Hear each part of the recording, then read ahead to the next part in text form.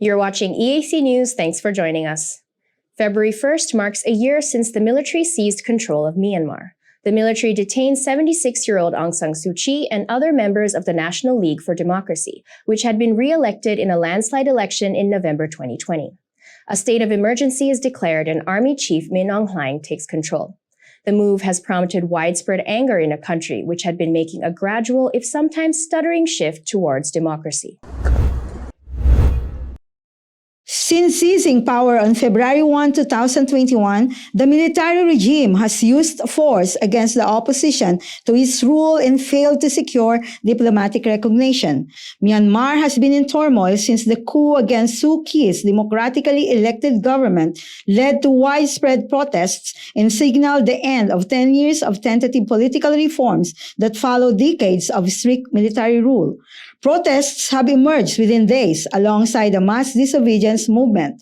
Mass civil disobedience is declared with government workers, including teachers and doctors, walking off the job. The police announced the first charges against Aung San Suu Kyi, the illegal use of walkie-talkies 2 days after the coup. In March 2021, troops killed at least 160 people as the military holds a traditional parade to mark Armed Forces Day. About 3,000 villagers from eastern Karen State flee into Thailand after the army launches air attacks on territory controlled by the Karen National Union armed group. On April 1, Aung San Suu Kyi is charged with the offenses under the colonial-era Official Secrets Law. It was also in April that politicians were forced out of office by the military after announcing they have formed a national unity government, and Min Aung Hlaing travels to Jakarta for a summit with Southeast Asian leaders.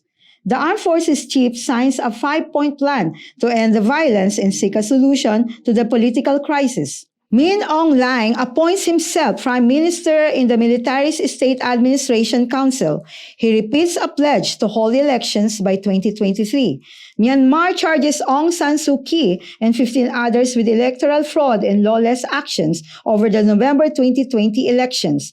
A closed court finds elected leader Aung San Suu Kyi guilty of charges of incitement and breaching coronavirus restrictions in the first verdict in a dozen cases brought against the Nobel Prize winner.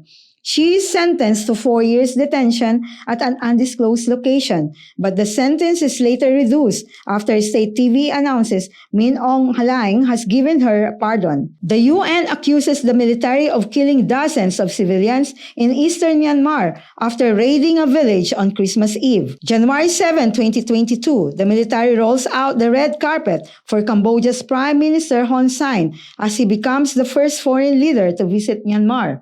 Aung San Suu Kyi is given an extra 4 years detention after being found guilty of charges, including a possession of unlicensed walkie-talkies. The military has responded with characteristics force, and nearly 1,500 people have now been killed in the crackdown, according to the Assistance Association for Political Prisoners, a non-profit that has been tracking the unrest. Frustrated with the lack of progress, some people have taken up arms, and the National Unity Government has established by elected lawmakers and pro-democracy groups has set up the People's Defense Force.